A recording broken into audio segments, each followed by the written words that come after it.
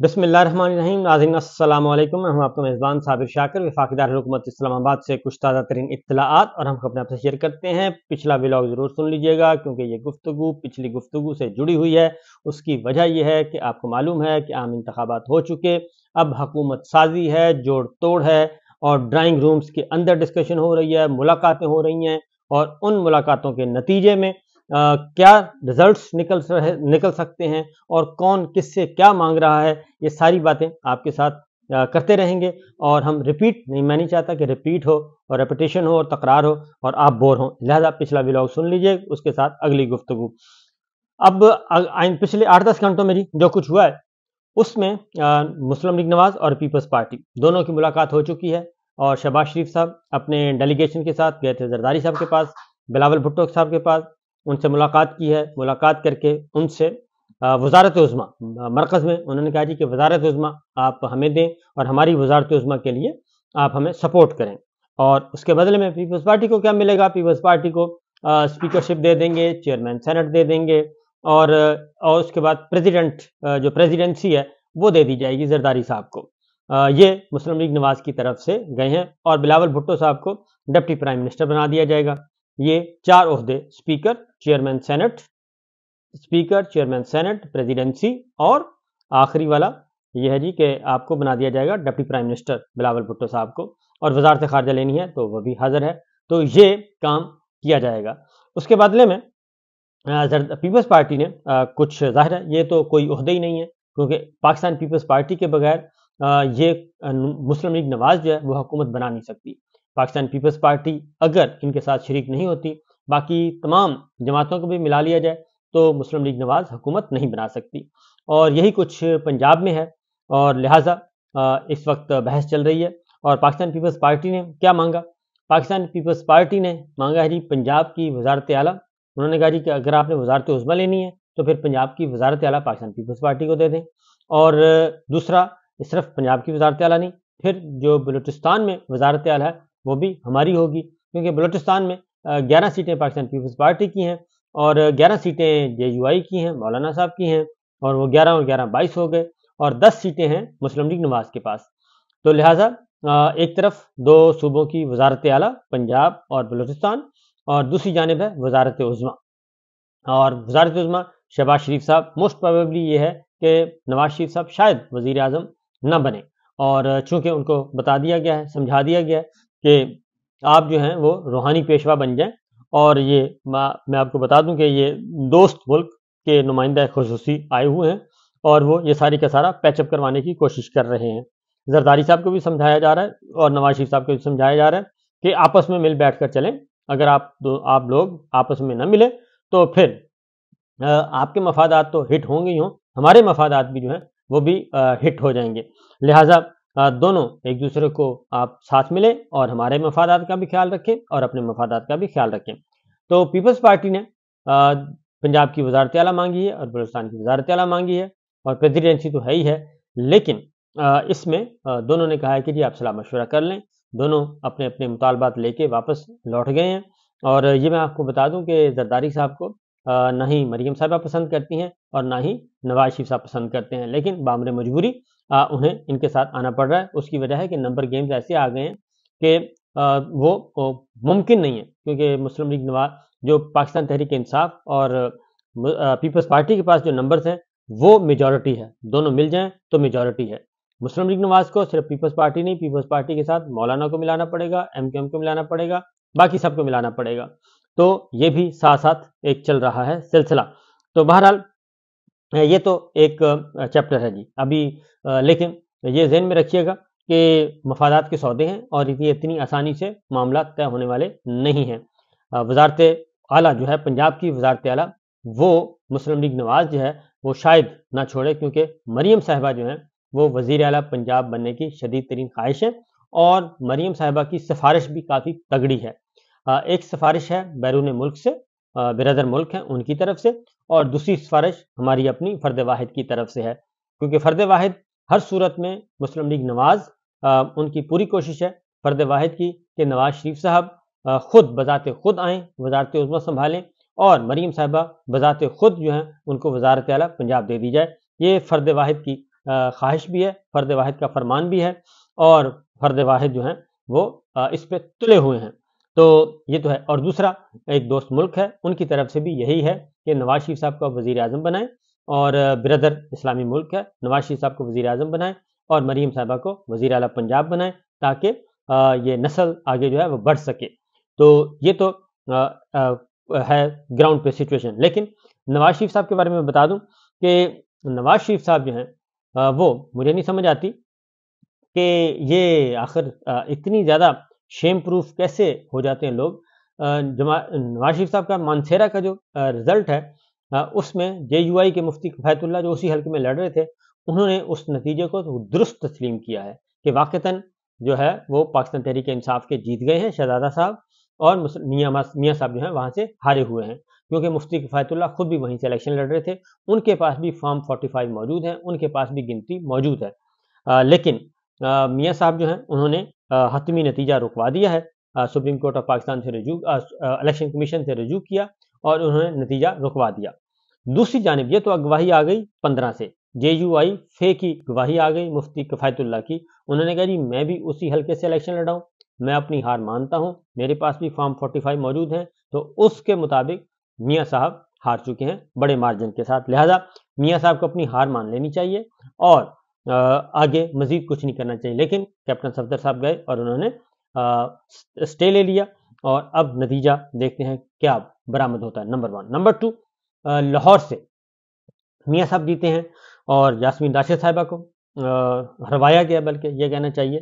تو اس میں بھی جماعت اسلامی کے وہاں پہ امیدوار تھے، اس حلقے میں بھی الیکشن لڑ رہے تھے، تو جماعت اسلامی کے امیدوار میدان میں آ گئے ہیں، وہ بھی فارم 45 لے کے آ گئے ہیں، اور انہوں نے کہا ہے کہ اس حلقے میں یاسمین راشد صاحبہ جیت چکی ہیں، اور ہمارے بھی پاس فارم 45 موجود ہے، اس کے اکارڈنگلی بھی جو نواز شریف صاحب ہیں وہ ہار چکے ہیں اس الیکشن میں، اور یاسمین راشد وہ ڈاکٹر یاسمین راشد جیت چکی ہیں الیکشن، اس لیے ہم الیکشن کے نتیجے کو تسلیم کرتے ہیں، اور نواز شریف صاحب سے بھی کہتے ہیں کہ وہ بھی ان کو جو جعلی وکٹری دے دی گئی ہے، جعلی سرٹیفکیٹ دیا گیا ہے جیتنے کا، وہ جعلی سرٹیفکیٹ واپس کر دیں اور گریس کا مظاہرہ کریں، اور گریسفلی آپ کہیں کہ جی میں ہار چکا ہوں اور اپنی بات مانیں۔ لیکن یہ بڑا مشکل کام ہے، اتنا آسان کام ہے نہیں۔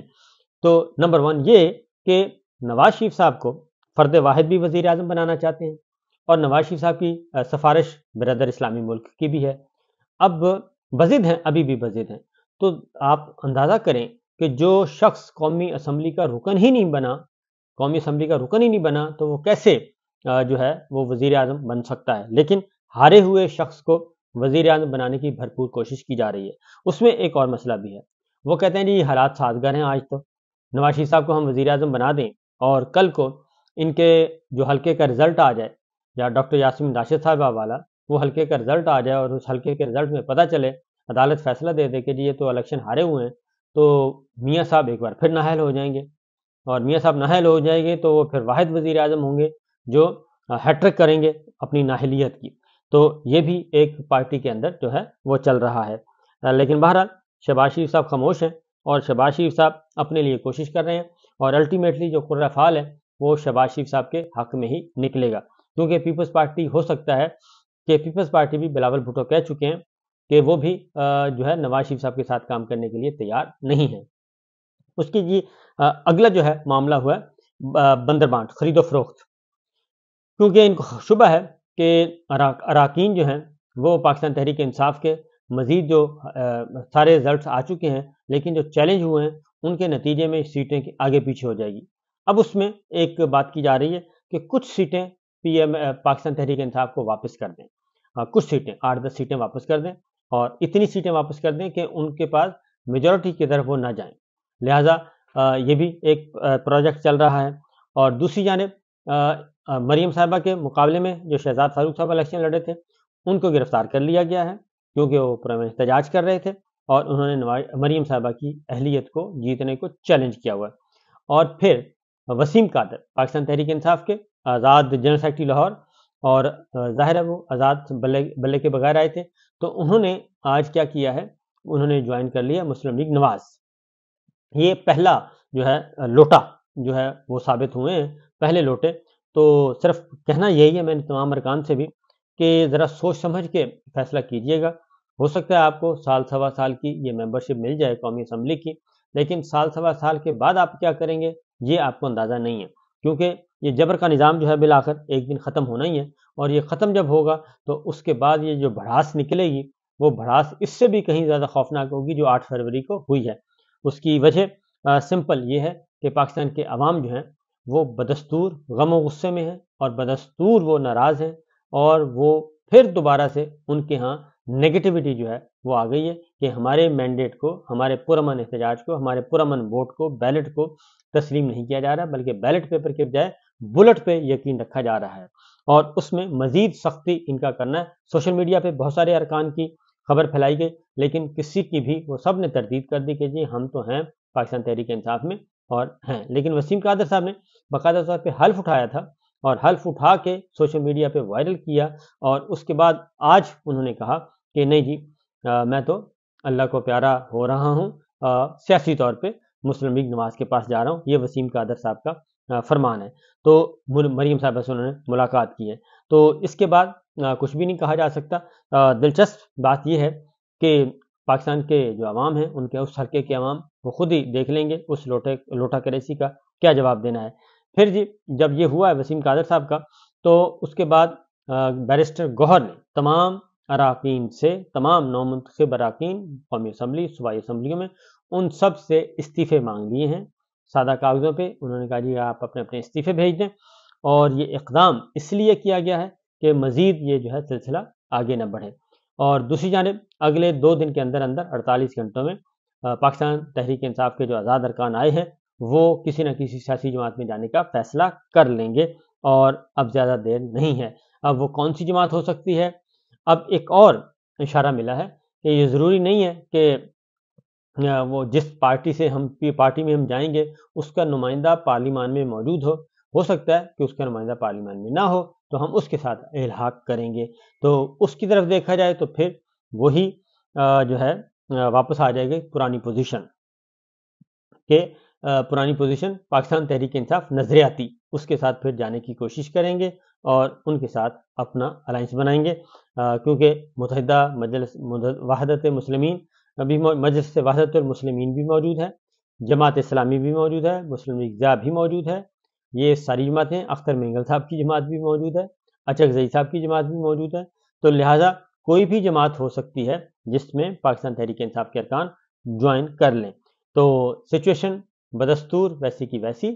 ایک بات میں آپ کو بتا دوں کہ اصل مسئلہ کہاں پھنسا ہوا ہے، وہ ہے فرد واحد کی طرف سے. فرد واحد ہر صورت میں دیکھنا چاہتے ہیں. وہ تو ویسے نواز شریف صاحب کو وزیر اعظم دیکھنا چاہتے ہیں کیونکہ کمٹمنٹ ان کی نواز شریف صاحب کے ساتھ تھی، اور لیکن اگر نہیں ہوتا تو پھر ظاہر ہے مسلم لیگ نواز کی حکومت تو ہونی چاہیے. پنجاب میں بھی مریم صاحبہ کی ہونی چاہیے، کیونکہ مریم صاحبہ کا بھی معاملہ یہ ہے کہ ان کے ساتھ بھی کسی نے کمٹمنٹ کی ہوئی ہے. ایک کمٹمنٹ ہمارے پاکستانی اتھارٹیز کی طرف سے ہے، اور وہ کون خوش نصیب ہے جس نے یہ آفر کی ہے. دوسرا جو ہے وہ بردر اسلامی ملک کی طرف سے سفارش ہے. تو دیکھنا ہے کہ کیا ہوتا ہے، اگلے 24 گھنٹے انتظار کیجیے. لیکن اصل معاملہ یہ ہے کہ جو رزلٹس ہیں وہ واپس آنا شروع ہونے چاہیے، اور اس کے لیے پاکستان تحریک انصاف عدالتوں کے دروازے کھٹکھٹا رہی ہے. لیکن اصل پرابلم کہاں پھنسا ہوا ہے؟ وہ پھنسا ہوا ہے جناب فرد واحد کے پاس. فرد واحد کو اپنا مسئلہ ہے، وہ کہتے ہیں کہ میں سپہ سالار ہوں اور میری حفاظت کرنی چاہیے آپ سب لوگوں کو، آپ تمام لڑکوں کو، اپنے فوج کے جوانوں افسروں سے کہتے ہیں. تو مجھے سیکیور کرنا آپ کا کام ہے، میرا کام نہیں ہے. تو باقی انہوں نے کہا کہ آگے دیکھتے ہیں کہ کیا ہوتا ہے. جی فی الوقت اتنا ہی، اجازت دیجیے، اللہ حافظ.